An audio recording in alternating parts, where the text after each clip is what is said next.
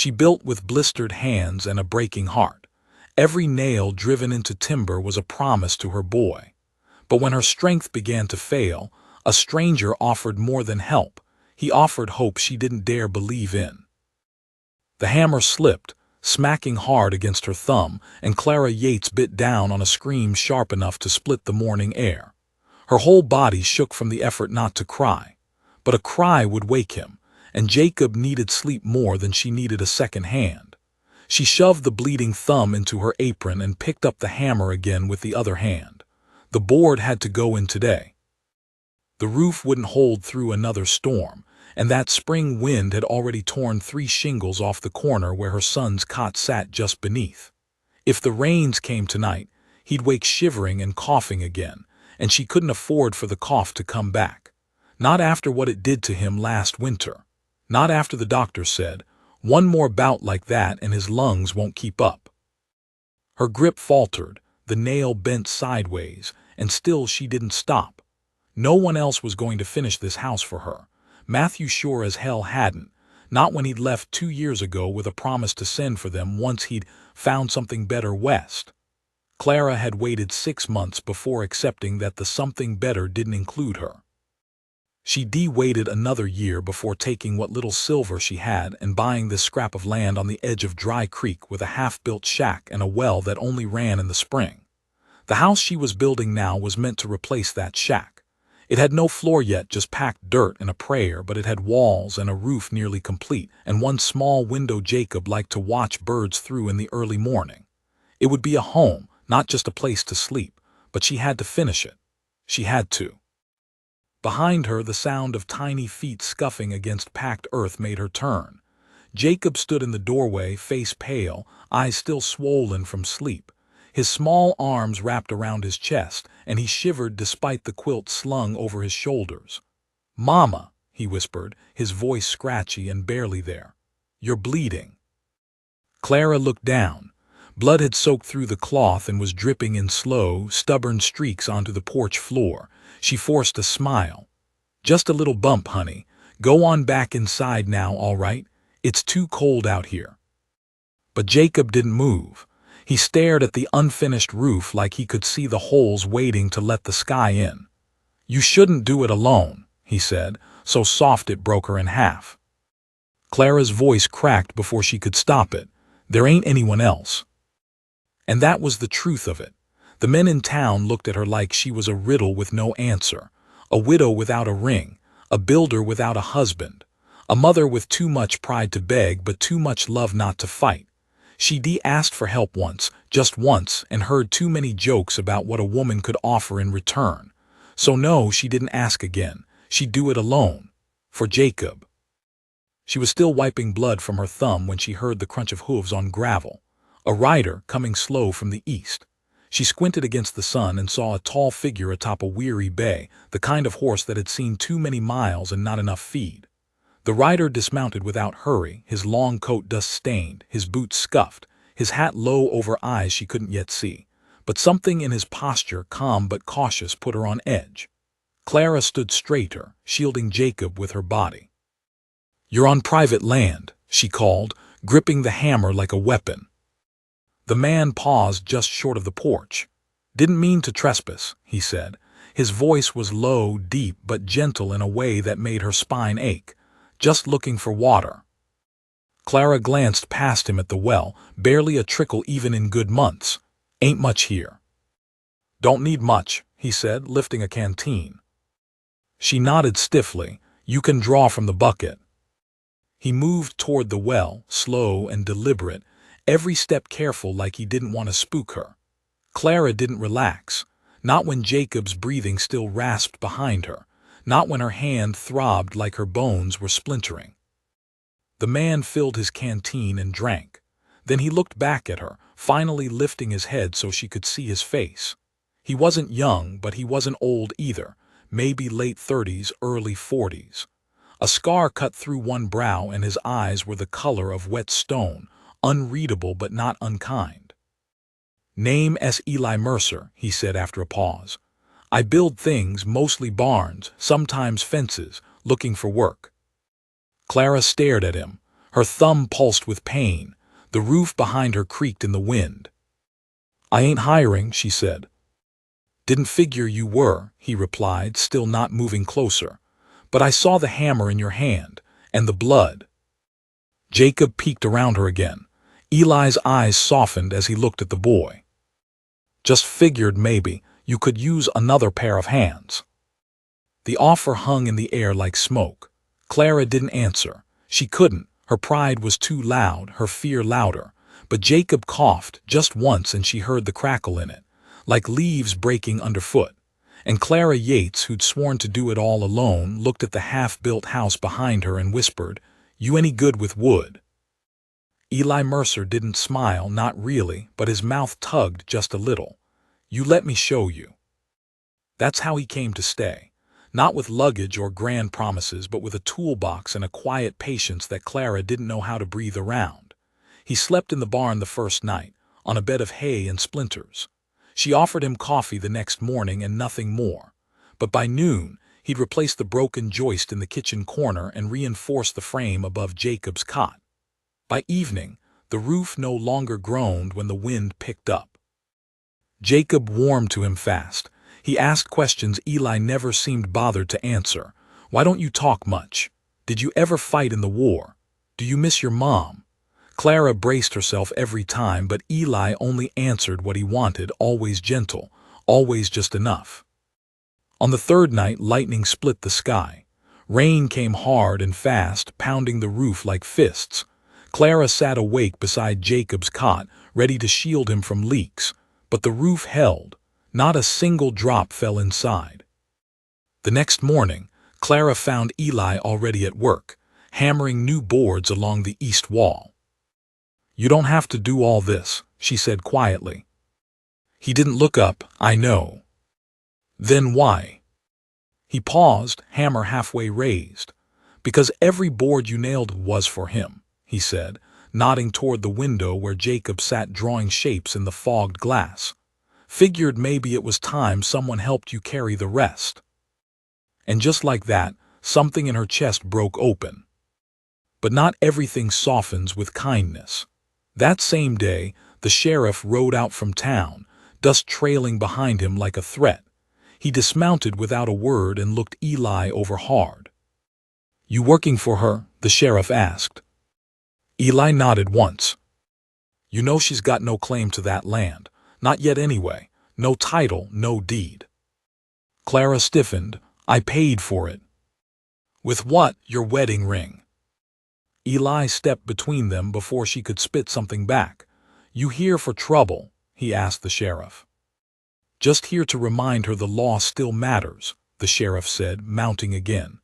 "Word is her husband had debts, bad ones. That land might not stay hers for long."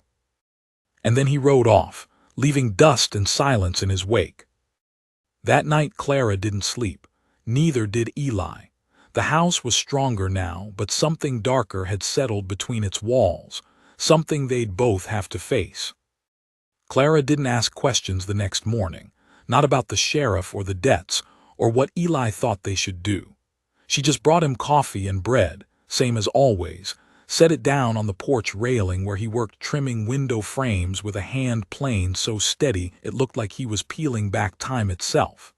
The sun hadn't yet crested the ridge, and mist hung low along the fence line. Jacob slept in late, his cough finally easing after 3 nights without leaks, but Clara's stomach coiled with every gust of wind that swept through the valley. The house felt stronger, sure, but the world outside it suddenly felt more fragile than ever. She watched Eli work for a long moment, then quietly picked up a brush and went back to staining boards for the loft ladder. They didn't speak. They didn't need to. That morning's silence said enough. We're still here, we're still building, we're not giving up yet. By mid-morning, the sound of hooves returned. Not thunderous like a posse or urgent like a messenger, slow and measured. Clara stood stiffly at the corner of the porch, her brush still dripping in hand, heart pounding against her ribs. Eli looked up from his work, squinted into the sun, and set his tools down without a word. From behind the trees emerged a wagon, narrow, weather-beaten, and drawn by a single mule that looked older than sin. A man sat in the driver's seat, bones thin beneath a coat too big and patched with care. He tipped his hat as he approached, and his voice came dry as bark. "Name, S. Silas Green. Heard a woman out here was building something bigger than a grave." Clara blinked. "You heard wrong," she replied cautiously. "I'm just putting up a roof." "Same thing, depending how you look at it." Eli stepped forward. "What brings you here, Mr. Green?" Silas reached behind the seat and pulled up a bundle wrapped in cloth. "Used to be a sawyer. Before my legs gave out. Got tools collecting dust and no sons to hand 'em to. Figured someone else might make better use." Clara stared. The bundle was heavy with age, but the glint of iron peeked through in places. Chisels, clamps, hand-forged nails. Not new, but well cared for. Priceless in their world. "I can't pay you," Clara said. "Didn't ask you to." Silas gave a wheezing chuckle.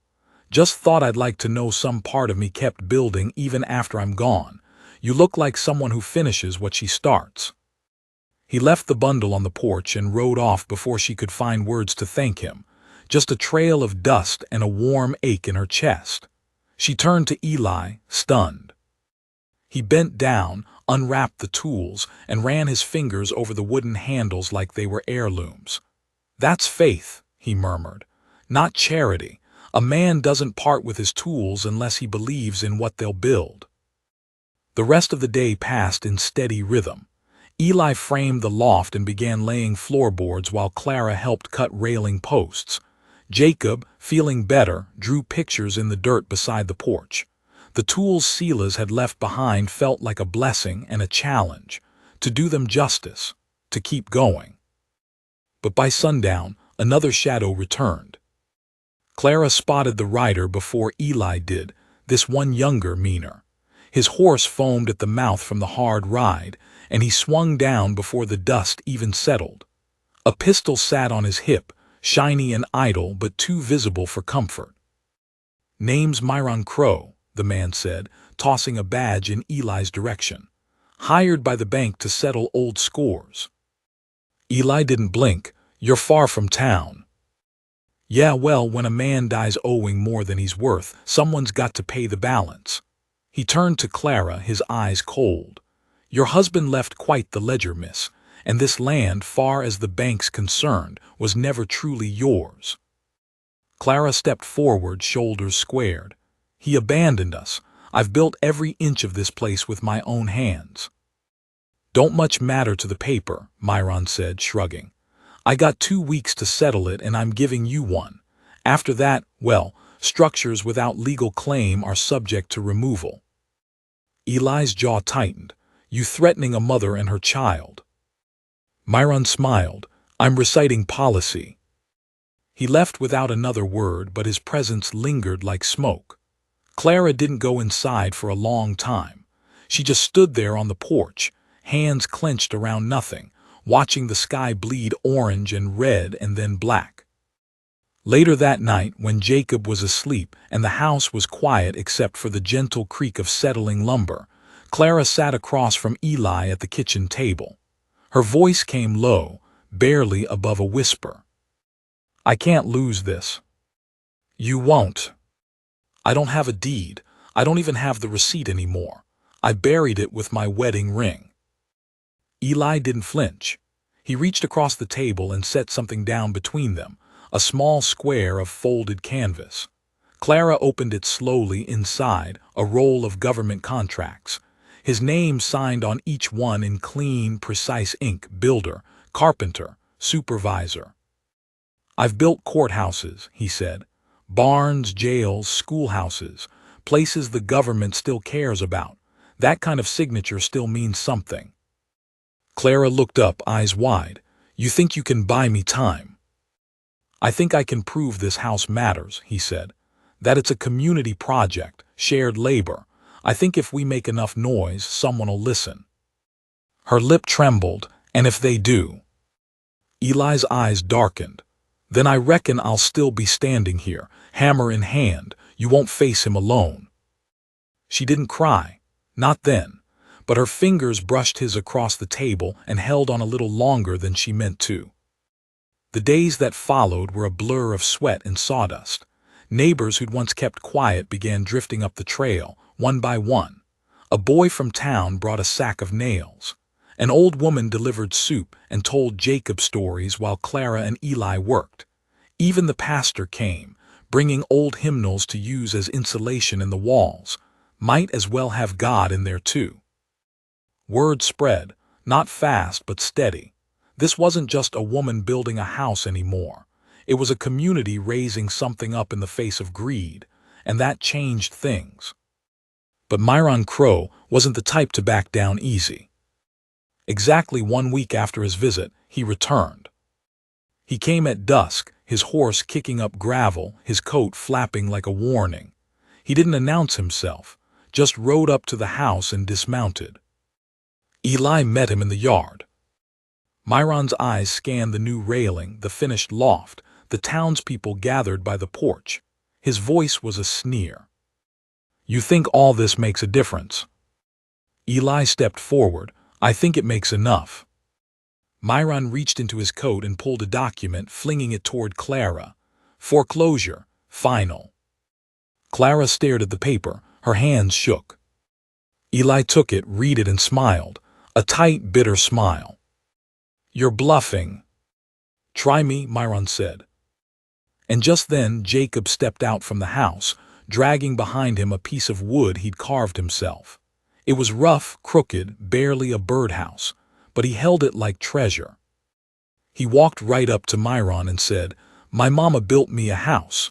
Why are you trying to take it?" The silence was suffocating. Myron looked at the boy. For a moment, something in his face twitched. Then he turned, got on his horse, and rode away. But nobody relaxed, not yet. Clara turned to Eli. "What now?" "We finish faster," he said. "We make it loud. We make it known. And we make sure if he comes back, he won't just be fighting us. He'll be fighting everyone who saw this house rise from the dust." Clara looked around at the porch full of faces, the roof above her head, the boy beside her, and for the first time in years, she believed she wasn't building alone. The sun rose behind a wall of gray the next morning, not quite cloudy, not quite clear, like the sky itself hadn't made up its mind. But Clara had. She was up before the rooster crowed, boots already laced, apron tied tight, and eyes set hard on the rafters she and Eli would finish framing by day's end. She moved like a woman possessed, like every strike of the hammer might drive back fate itself. And maybe it could. Maybe if she moved fast enough, worked hard enough, stacked board on board with enough force and will, she could bury the threat Myron Crowe had left hanging in the air like smoke. But fear doesn't vanish just because you hammer over it. It sinks deep, hiding in corners until something, or someone, pulls it out again. Jacob's fever came back that night. Not high, not raging, just a slow, simmering heat that crept into his skin and made his breath wheeze low and tight. Clara noticed it when he didn't eat his supper, just picked at the bread and soup with quiet fingers, his eyes glassy and far off. When she touched his forehead, her blood went cold. "He's burning," she whispered. Eli came over without a word, kneeling beside the cot. His hand was cooler, steadier. He felt Jacob's pulse, checked his breathing, then met Clara's eyes. "It's not bad yet," he said gently, "but we can't let it get worse." Clara's hands were already shaking. "He can't fight another one, Eli. He doesn't have the lungs for it." "We'll keep him warm, fluids, rest. You just stay with him tonight, I'll keep the fire going." Clara sat by Jacob's side the whole night, damp cloths and whispered lullabies, while Eli fed logs into the fire like he was burning time itself, trying to keep the darkness from swallowing them whole. Every few hours, Jacob stirred, murmuring soft nonsense, calling for his papa once, and then Clara had to bite her tongue not to scream. She hated Matthew for what he'd left behind, hated him for making her face this alone.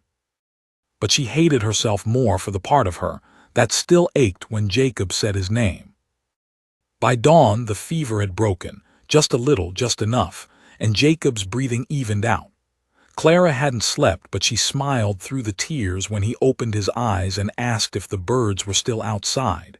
She told him they were, told him they'd never left. Eli made breakfast that morning, thin oats and strong coffee, and didn't ask any questions when Clara didn't eat. He just kept building, reinforcing the east wall, installing the narrow stairs to the loft, hammering through his worry the only way he knew how. Word had spread further than either of them realized. By noon, 2 more men arrived from town. One a blacksmith named Harris who brought a cart of nails, hinges, and window latches. The other a widower named Tom who'd heard about the woman with the hammer and came offering fence posts and a strong back. Clara was too tired to make sense of it, but Eli stepped in, nodding, delegating, giving quiet instruction like a man used to running a crew. He'd once overseen construction for the army, he told them, back when orders came from Washington and buildings had to stand against more than weather. You build it right, he said, or people die. No one questioned him after that. By evening the frame was done. The walls stood straight and square. The roof no longer sagged. The windows were in and the door finally had hinges instead of rope. The house was more than wood now. It was defiance. It was proof. But proof doesn't scare men like Myron Crowe. He came back on the 4th day with 2 others, strangers, armed, wearing badges that looked official but weren't. And this time, he didn't bother with polite warnings. He dismounted and walked straight to the porch, boots loud on the boards Clara had stained herself. This ain't legal, he said, holding out another paper, and neither are you.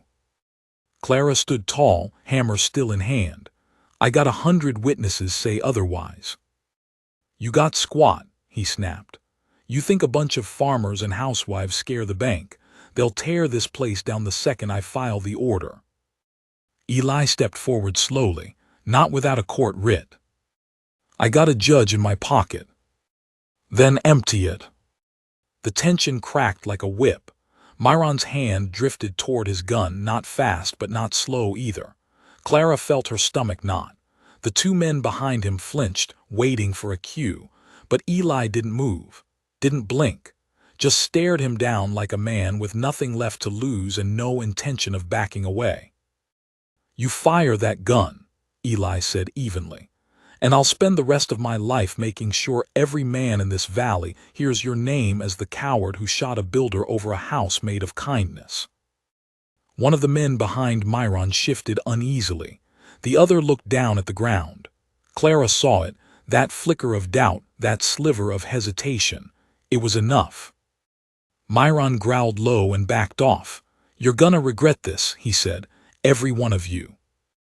He mounted up, spat into the dirt, and rode away with his shadows trailing behind. That night the porch was full again. Neighbors brought food, tools, cloth for curtains. Someone brought a fiddle and played a song that made Jacob smile from his cot. The house glowed from the inside out, firelight, laughter, music, and something more. Hoping. Clara stood in the doorway, Eli beside her, and whispered, I don't know how we keep this. We don't, he said. We earn it again every day. The next morning, the real law arrived. Sheriff Mullen, an older man with tired eyes and too many regrets, rode up just after dawn. He didn't come with threats. He came with questions. Eli handed over his contracts. Clara gave her account. The neighbors vouched one after another, and by afternoon the sheriff rode back toward town with a new story to tell, and more importantly, a promise. No one touches that house unless a court says otherwise, and I don't see any judge riding up that trail. Still, Eli didn't relax. That night, after the porch emptied and Jacob finally fell asleep again, Clara stepped out to find him sitting on a stool beneath the stars, carving something into a scrap of pine. She sat beside him, wrapping a shawl around her shoulders. You never said why you really came, she said. He didn't look up, didn't think it mattered. It does now. Eli set the carving down, a little hoarse, rough but solid. I lost someone, years ago, a little boy. He'd have been about Jacob's age now. Clara's breath caught. I ran from everything after that, he continued. Built for other people, tried to forget. But then I saw you here, building something that mattered, fighting when no one else would. And I realized maybe I could still build something worth staying for. Clara's hand found his. They didn't speak after that. Just sat there as the wind passed over the hills, not cold anymore, just steady, like time itself was holding its breath. Inside, Jacob stirred in his sleep. And beneath their feet, the boards held strong. 3 days passed without a word from Myron Crow, and each hour stretched longer than the last. Not because the work slowed, if anything, it sped up, but because waiting for the next knock, the next ride up the hill, the next threat was like standing on a frozen lake in spring, hearing the cracks beneath and not knowing which step would send everything under. And yet, Clara didn't stop. She couldn't. Not with Jacob sleeping soundly through the night for the first time in weeks. Not with the walls sealed and the floor warm beneath his feet. Every stroke of the brush, every board sanded, every hinge screwed in tight, it wasn't just labor. It was armor. The morning Eli brought the windowsills inside, Clara had already been up for hours, sweeping the kitchen and baking what little flour they had left into a flat loaf that smelled like something close to peace. Jacob sat on the floor with a pile of pine shavings, shaping them into animals with careful, crooked fingers. Eli set down the wood, rolled up his sleeves, and joined her at the table. His eyes looked more tired than usual. "Something wrong?" she asked, cutting the loaf in half. He hesitated. "Got a letter yesterday. One of the riders from town dropped it off while you were down at the creek." Clara stilled. "From who?" "My brother." Eli didn't meet her gaze. "We haven't spoken in years, not since the boy passed." Clara waited. "He heard I was out here, said he's headed west and figured we might cross paths. Wants to meet, tomorrow." "Will you?" Eli looked toward the window where light poured in through the unfinished frame. "I don't know, I left that life behind. This," he trailed off, but she understood. This wasn't just a stop for him, it was the first place he'd stopped running. "You should go," she said gently, "at least to see if it feels like something worth facing." Eli nodded slowly, but there was tension in the way his fingers curled around the cup. That night the wind shifted, warm but thick, like something was coming. Clara stood on the porch long after Jacob had gone to sleep, her arms crossed tight against her chest, watching the trees sway. She didn't hear the rider until the hooves hit the gravel, and when she turned, her heart dropped into her stomach. It was Myron Crow this time. It was Matthew. He rode up like nothing had passed between them, like 2 years of silence and debt and abandonment could be erased by a saddle and a slick grin. His coat was newer, his face cleaner, but his eyes, they were still full of excuses. "Well, would you look at this?" he said, sliding off the horse. "You really did it." Clara didn't move. "Why are you here?" "Came to see what my investment built." "It wasn't your investment." "I bought this land." "You left us, you left Jacob." Matthew's smile flickered. "I came back, did I?" The door creaked open behind her. Eli stepped out, arms folded, eyes unreadable. Matthew's gaze shifted to him and his tone turned sharp. "And who's this?" "Man who helped build what you abandoned." Matthew stepped closer. "So this is what you've become, taking help from strangers, playing house with some drifter." Clara didn't flinch. "He stayed, you didn't." "You always were good at rewriting things to suit you," Matthew muttered. "I didn't come to argue. I came to tell you I've settled the debt, paid off the bank." Clara blinked. "Why?" "Because I want what's mine, this land, this house." "This house was built with hands that don't belong to you anymore." "But the land still does. You never filed the claim, Clara. I did. You've got nothing legal holding this together." Behind her, Eli stepped down from the porch. "She's got a community," he said, "and if you think they'll stand by while you rip this out from under her, you haven't been listening." Matthew sneered. I've got a deed, I've got money, what have you got? Eli didn't blink, a reputation and a town behind her. Matthew's jaw worked for a second. You've got one day, he said, turning back to Clara. Pack what's yours, I won't ask again. He rode off, and for a long moment neither Clara nor Eli moved. Then she turned, walked inside, and sat at the table with her head in her hands. The floor felt too still, the walls too quiet. Jacob came in, rubbing his eyes. Mama. She looked up, heartbreaking. Go back to sleep, baby. Is he staying? Clara didn't answer. The next morning, Eli was gone. No note, no boot prints, just absence. Clara stared at the empty stool near the hearth and felt something cave in. She distrusted him. She'd let her guard down. And just like Matthew, just like everyone else, he disappeared when things got hard. But the truth came late that afternoon. Sheriff Malen rode up the trail again, carrying a folded piece of paper and a look of disbelief. Where's Mercer? He asked. Clara blinked. Gone. Gone? He rode into town this morning, filed a petition with the land office and bought the title outright. Said he had back pay from government contracts. He signed it over to you. Clara stared, mouth open. He said the house was yours, fair and clear. He left before I could thank him. That night she found the carving on the porch railing. A bird, wings outstretched, mid-flight. She didn't cry, not until Jacob woke and saw it, touched it, and whispered, "He left this for us, didn't he?" She nodded. But morning had more waiting. Eli came back. Dusty, tired, quiet as always. He walked up like nothing had happened, like he hadn't just given her everything. You didn't have to, she began. I did. You gave away everything. I gave it where it mattered. Clara reached for him then. No words, no permission, just her hand in his and a soft, quiet ache that said stay. And Eli Mercer stayed. But peace doesn't come without price. Later that week, a fire sparked in the valley. Dry brush caught fast, whipped by wind, flames rushing toward homes and fields. Clara was the first to see the smoke. She woke Eli, roused the neighbors. They fought it together, buckets, blankets, anything they had.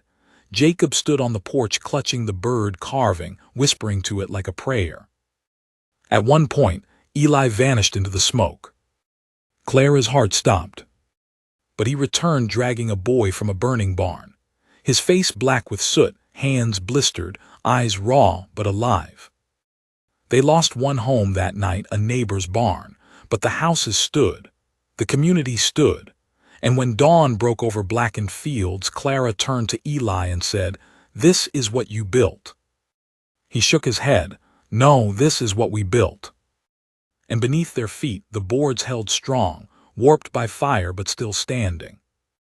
The days after the fire smelled of ash and sweat and stubborn hope. The earth was scorched in patches and damp in others, littered with footprints and pale dents, and the charred remains of a fence that had once stood between Clara's land and the empty acres beyond. But the house was still there, standing, strong. Every board blackened around the edges now seemed less like damage and more like proof of survival, of grit, of hands that refused to let go. Clara stood at the edge of the field with her skirts hitched and boots caked in mud, watching Eli lift a singed beam off a neighbor's tool shed. His back was bare in the morning sun, scarred down one shoulder from where the heat had licked him the night before. She hadn't asked how bad it hurt. He hadn't said. That was their way, never demanding answers they weren't ready to give. But something had changed between them. Not just in the way they spoke, quieter now, less urgent, but in the pauses, in the silences that stretched without discomfort. They hadn't kissed. They hadn't touched beyond hands brushing as they passed tools, but Clara felt something building under her ribs, something steady as a heartbeat, and it terrified her as much as it comforted her. Because it meant this wasn't just about surviving anymore. It meant she wanted more. And more was dangerous. Especially when it could be taken. Community came together faster than anyone expected, rebuilding sheds, replanting scorched gardens. But amid the efforts and the small kindnesses, the threat of Matthew's return still hovered like smoke that never truly cleared. The deed was now in Clara's name, thanks to Eli's sacrifice, but men like Matthew didn't respect paper unless they held it. And Clara knew him. Knew the slick, performative charm, the way he wore guilt like a borrowed coat, only to take it off the second no one was watching. He'd be back, not because he loved Jacob, not because he wanted the land, but because he hated losing control. Eli must have sensed it too, because he began working longer hours, reinforcing the doorframe, adding a second bolt, helping Clara reinforce the cellar with dried food, water, and firewood. "Just in case," he said when she asked, but his eyes didn't blink when he said it. Clara didn't argue. She just hammered alongside him, fingers blistered, breath short, and heart pounding like a war drum in her chest. She told herself it was precaution. She told herself it was routine. But she didn't sleep that night. The knock came the next evening. Not a heavy bang, not a subtle scrape. Just 3 precise, deliberate raps against the door as the sun dipped behind the ridge and painted the sky in fire. Clara reached for the handle. Eli beat her to it. Matthew stood there with a bottle in one hand and a canvas bag in the other. No horse, no dust, just him, clean-shaven, smiling, as if this was all some casual visit to an old friend. "You gonna invite me in?" he asked. Eli didn't move. "No." Clara stepped beside him. "You're not welcome here." Matthew's smile twisted. "Well, that's mighty ungrateful of you, considering I paid for this land once. You gave it away the moment you left your son freezing in a one-room shack," Eli said. Matthew ignored him. "I've been thinking," he said, shifting the bottle in his hand. "Maybe I was hasty, maybe we all were. Things got hard, sure, but I came back. That's gotta count for something." "It doesn't," Clara said quietly. "I want to see Jacob." "No. I'm his father.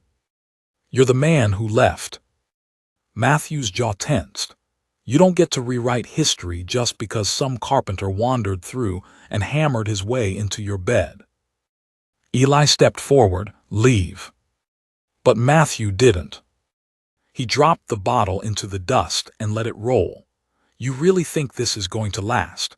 You think a woman who was abandoned once ain't going to get abandoned again? Better to be abandoned than shackled to a man who only shows up when he wants to prove he still matters," Clara snapped. Matthew's voice dropped. "You'd let him raise my son." Clara's voice dropped lower. "Jacob chose him." That landed harder than a slap. Matthew's face twisted, not with pain but with insult, like he'd been robbed of something he didn't earn. He looked past her into the house, at the toys scattered near the hearth, at the fresh beams holding up the roof, at the evidence that life had continued and flourished without him. He turned without another word. But Clara wasn't fooled. "You'll come back," she said softly, mostly to herself. And he did. The next night the barn burned. Clara saw the glow first, red against the trees, and screamed Eli's name. They ran barefoot into the yard as flames roared through the beams, swallowing hay and tools and half the woodpile before they could even reach it. Buckets did nothing. Blankets scorched. All they could do was drag what they could from the blaze and watch it collapse. Jacob sobbed as the fire crackled, not for the barn but for the horse that wasn't there, had been traded last fall for supplies, and for the loss he didn't fully understand, for the fear, the smoke, the feeling of something precious gone forever. Clara sat with him in the dirt, holding him as he cried, her own tears hot against her face. They didn't sleep that night. Eli didn't either. He stood in the yard until the last ember died, until the barn was nothing but a black skeleton against the sky. And then, without a word, he picked up his axe and began chopping the last of the standing pine near the fence. Not for revenge, not for fury, but for rebuilding. because that's who he was. The sheriff came in the morning, walking the scorched earth in silence. He didn't ask who did it. He knew. He just said, if Crow's got it in his head to take more, he won't stop until someone stops him first. Clara said nothing. But Eli spoke, I'm not going anywhere. The sheriff nodded, then neither am I. The days blurred again. They built another shelter, smaller but strong, stacked what was salvaged, began again. The neighbors helped without being asked. Food came in quiet baskets, tools appeared on the porch. And Jacob, he painted. With scraps of charred wood and leftover whitewash, he began covering the side of the house with shapes, stars, birds, trees, his name in crooked letters. Eli helped him outline it. Clara watched, heart cracking and mending all at once. But beneath all that beauty, the fear remained. And it came back one last time. It was dusk again when Matthew returned. This time he didn't come alone. 2 men rode with him, faces covered, rifles slung low. Eli stepped out, hammer still in hand, and Clara grabbed the shotgun from above the door. Jacob stayed inside. Matthew didn't smile this time. He didn't speak. Just dismounted, motioned to the men, and stepped toward the porch. Don't, Clara said. You think you scare me, he hissed. You think a badge, a builder, a child's painting is enough to stop me. Eli stepped between them. Try. Matthew raised his hand. The rifleman aimed. And then a shot rang out, not from the house. From the trees. One of the men dropped his gun and yelped. The townsfolk emerged like ghosts from the woods. Dozens, some armed, most not, but all of them standing tall. You'll ride out, Sheriff Mullen said, stepping from behind a tree. Now, or we'll carry you. Matthew paled. He turned. He left. This time for good. That night Clara didn't cry. She just sat beside Jacob, watching the fire, Eli's hand in hers. Not everything had been saved. But nothing had been lost that couldn't be built again. The house was quiet in the days that followed, but it wasn't the kind of quiet that comes from fear. It was the quiet of a wound beginning to close, of a home that had survived fire and fury and was still, somehow, standing. Clara moved slower now, not from weariness but from reverence. Each morning she swept the ashes off the porch with care, as though every ember left behind was part of something sacred. Not what they'd lost, but what they hadn't. Jacob returned to his painting. Birds with wings too large for their bodies, stars with too many points. He added a sun to the side of the house, blazing orange and yellow against the pale clapboards. Eli fixed the roofline where smoke had warped the shingles and replaced the latch on the cellar door with one he carved himself. Clara caught herself humming as she stirred stew over the fire, the same song her mother used to sing when she didn't think anyone was listening. Somehow, it felt right again. But healing, real healing, doesn't announce itself. It comes in fragments, in moments you don't recognize as miracles until later. Like when Jacob stopped coughing in his sleep. Or when Eli took Clara's hand not out of necessity, not to lead or steady, but just to hold it. Or when Clara, with sleeves rolled and hair falling loose, looked at the ridge and said, I want to plant something. The spring had crept in slow, timid after the blaze, but it was here now. And so they planted. Clara and Eli turned the earth together, brown fingers digging deep into soil that had once been frozen and then scorched, now warm again, rich with promise. Jacob followed behind them, dropping seeds into little pockets, whispering things under his breath that Clara didn't ask him to explain. Rows of beans, a patch of carrots, tomatoes if the weather held. It wasn't much, but it was something. A garden like a house, like a life, could start with almost nothing. They worked like that for days. Each afternoon, neighbors passed by to wave or drop off scraps, cloth, wire, a jar of plum preserves. No one mentioned Matthew Crow. No one needed to. He was gone, for now. And even if he came back, he'd never come alone again. That part of the world of Clara's world was over. One evening, Clara sat on the porch with her sewing, needles slipping in and out of Jacob's worn shirt while Eli sanded a doorframe beside her. The sound of the rasp, steady and soft, blended with Jacob's voice as he read aloud from a tattered book, stumbling through the harder words, stubborn as ever. And Clara felt something unexpected. Stillness. Not the stillness of waiting, not dread, but presence. Like for once in her life she wasn't clinging to the past or bracing for what might come. She was here, with her son, with this man, with a house that didn't fall even when fire tried to break it. It wasn't peace. Not entirely, but it was as close as she'd ever come. She looked at Eli. You ever think of leaving? He paused, looked up, then back at his work. Used to every day. And now? He set the rasp down. Now I think about building a second room, something bigger, maybe a loft for Jacob. Clara didn't answer right away. She just smiled, eyes damp in the corners. That night Jacob woke from a dream. Not a nightmare, he wasn't screaming, but restless, eyes wide, breath quick. Clara knelt beside his bed and stroked his hair. What is it, sweetheart? He looked at her like he was seeing something far away. I think Papa's still watching. Clara's throat tightened. From where? Jacob pointed toward the stars, out the window. Does that scare you? She asked gently. He shook his head, not anymore. And then, just like that, he fell back asleep. Clara sat there long after he'd gone still again, staring at the sliver of moon through the window. She didn't know if Matthew watched anything but his own shadow, but she knew Jacob believed it, and that was enough. Sometimes the stories we carry are more powerful than the facts we try to forget. 2 mornings later, Clara woke before sunrise and found Eli already outside. He stood near the fence line, shovel in hand, eyes fixed on the field where the barn had once stood. The wind had shifted again, brisk and smelling faintly of rain.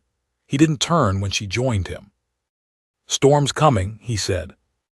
She nodded. We've had worse. He handed her the shovel. Then let's build a place that doesn't break. They broke ground on a new barn that day, smaller than the last one but better planned.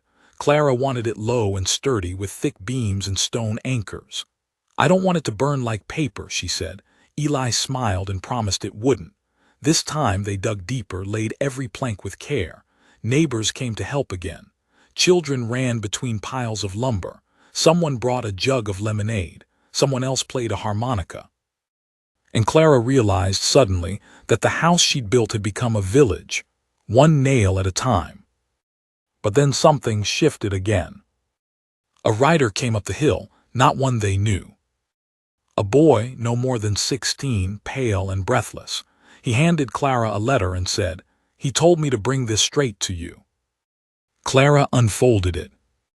Her stomach dropped. The letter wasn't from Matthew. It was from his new wife, a woman named Tessa Crow. She wrote in short, clipped lines, but the meaning was clear. Matthew had died. A fever had taken him down fast, sudden. No one had seen it coming. No one could stop it. He'd left behind debts, bad deals, a trail of broken contracts, and a child, a girl. 3 years old. I don't want her raised in that house, Tessa wrote. I can't give her what she needs, but I heard about you, about your boy, about your house. If you'll take her, I'll bring her. If not, I'll find another way. Clara read it twice, then sat on the porch and stared at the dirt for a long time. Eli came to stand beside her. What will you do? She didn't answer right away. But Jacob did. He stood in the doorway, eyes bright, and said, "She can have my room." Clara met Eli's eyes and nodded. Tessa arrived 3 days later with a child in her arms. The girl was small, silent, with curls so dark they almost looked blue in the sun. She didn't cry when handed over. She didn't smile either, just clung to Clara's dress like she already knew something about holding on. They named her June. That night, Clara lay awake between the steady breaths of two sleeping children and the quiet sound of Eli carving something on the porch again. She didn't ask what it was. She didn't need to. She knew. The family had grown. The board still held. And morning would come. June didn't speak for the first week. Not a word. She clung to Clara's skirts like her life depended on it, watching everything with wide, solemn eyes. She flinched when the wind slammed the shutters. She didn't cry, didn't laugh, didn't even hum like other children did when lost in thought. She just watched. The only time she showed any sign of comfort was when Jacob, sweet, patient Jacob, placed his little blue bird carving in her lap. She touched it gently, like it was something rare and breakable, and after that she followed him instead. Clara watched the two of them from the porch, heart aching in ways she hadn't expected. Not just for June's grief, though that was sharp and familiar, but because she recognized something in the way the girl looked at the world, a quiet ache, like someone who had already learned not to trust that anything good could last. It took Clara years to unlearn that lesson, and now she had to teach this girl something different. "I don't know if I can do this again," she said one night, voice low, fingers tangled in her apron. She was speaking to the wind, but Eli answered anyway. "You already are." They stood under a sky splashed with stars. Jacob was asleep by the hearth. June lay curled at the foot of his bed, hands tucked under her chin like a kitten afraid of being noticed. The house was warm and still and quiet, but the silence no longer felt empty. It felt earned. "I keep wondering what her mother was thinking," Clara said softly, "leaving her here like that, just handing her off." Eli's voice was steady. She knew she was giving her a better chance. Clara nodded slowly. "I hated Matthew for so long, and then he goes and dies, leaves her, leaves us." Eli didn't reply right away. "People don't always make sense, Clara, but they leave behind what they leave behind. It's up to us what we do with it." That night Clara sat beside June until she drifted off. When the girl began to stir, breath catching in what might have been the start of a nightmare, Clara laid a hand on her back and began to hum, soft and low, the same song her mother used to sing. June didn't cry, but she pressed closer. The next morning, June said her first word. It was Mama. It was Jacob. It was mine, spoken with quiet certainty as she clutched the little bird carving against her chest. Clara didn't correct her. She just smiled and said, "That's right." Weeks passed. The garden pushed green through blackened soil. The barn frame rose again, stronger this time, with neighbors returning day after day to help without needing to be asked. They brought beams, nails, buckets of milk, laughter. It was no longer Clara's burden alone. It was theirs. And when the roof was finally nailed in place, they celebrated. Not with a feast, there wasn't much to spare, but with music, laughter, and stories told around a fire that didn't burn anything down. Eli carved a new sign for the barn. It read, "Still Standing." One afternoon, Clara found him sketching something in the dirt beside the porch, a rough outline of a new room. "Thinking we build a proper space for June," he said, "and maybe one more." He looked up slowly. "In case this family keeps growing." Clara's throat went tight. She crouched beside him and took his hand. "You really think we'll have more?" "I think we already do," he said quietly. It didn't happen fast, not in days or weeks, but slowly, carefully, like all the best things do. June started humming when she drew. Jacob taught her to spell her name with sticks. Eli built a swing from the porch beam. Clara caught herself laughing, not politely or carefully, but with her whole chest. It felt new. It felt old. It felt like something she'd forgotten was hers. But of course, the world doesn't stop turning just because you find peace. And peace doesn't mean immunity from pain. One cold morning, Sheriff Malin arrived with a telegram. "From Denver," he said, handing it over. Clara unfolded it slowly. Her hands began to tremble before she reached the end. Tessa Crow was dead. Typhoid fast, alone. She asked for her daughter, Clara whispered, reading the last line. Asked if she'd made it somewhere safe. Jacob stood beside her now. He didn't say anything. He didn't have to. His hand found hers, small and sure. Later that day, Clara sat June down by the stove and told her everything, as much as she could. She kept her voice even. She didn't cry. She didn't lie. June didn't speak. She just climbed into Clara's lap and stayed there. That night Clara wrote a letter. She didn't know who to send it to. There was no return address, but she wrote it anyway. To Tessa Crowe, she's safe. She's loved. She's got a place here. We all do. Thank you for trusting me with her. I won't let her go. Life rolled forward. The garden bloomed in full come summer. Jacob helped Eli build a new chicken coop, and June gathered eggs with a seriousness that made Clara smile every time. The town began planning a harvest fair, just a small one with pie contests and sack races. Clara was asked to judge the baking. "You built half this town's courage," they said. "Might as well taste their bread." The house, once just walls and a dream, now held echoes of laughter, footsteps, singing. June's drawings hung by the door. Jacob's carvings lined the mantel. Eli's coat, so often once hung by the door for a quick departure, now stayed folded at the foot of their shared bed. One evening, Eli knelt beside Clara in the garden. "I never thought I'd belong anywhere again," he said, "but I look at you and Jacob and June, and I don't think about the past anymore. I just think about staying." Clara took his hand. "You already did."